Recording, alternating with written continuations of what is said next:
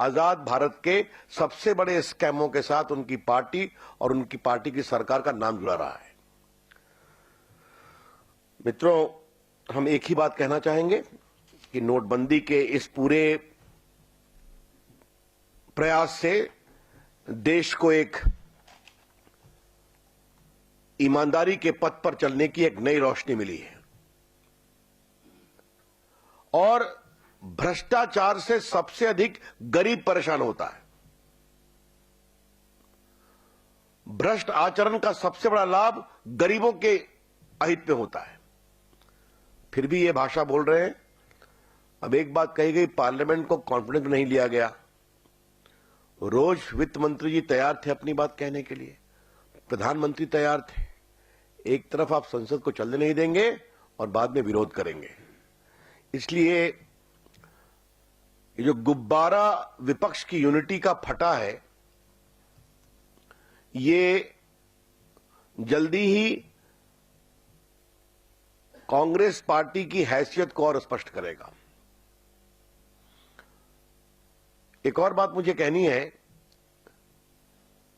देश की राजनीति के खिलाफ पहले कांग्रेस के खिलाफ में विपक्ष की एकजुटता की बात होती थी।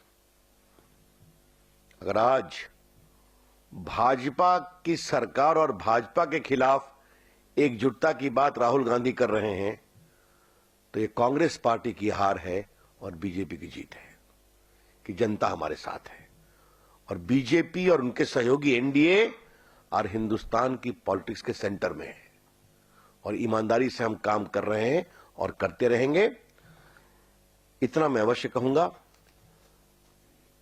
हर दिन इस बात का संकेत बार बार मिल रहा है कि राहुल गांधी में परिपक्वता का अभाव है।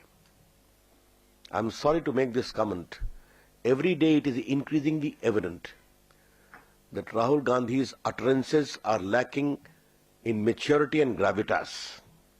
और आज भी हमने एक बात देखी, उन्होंने बहुत कुछ बेबुनियाद शर्मनाक टिप्पणी की प्रधानमंत्री के खिलाफ, लेकिन बाकी उनके साथ बैठे हुए लोगों ने भी उस टिप्पणी को दोहराया नहीं।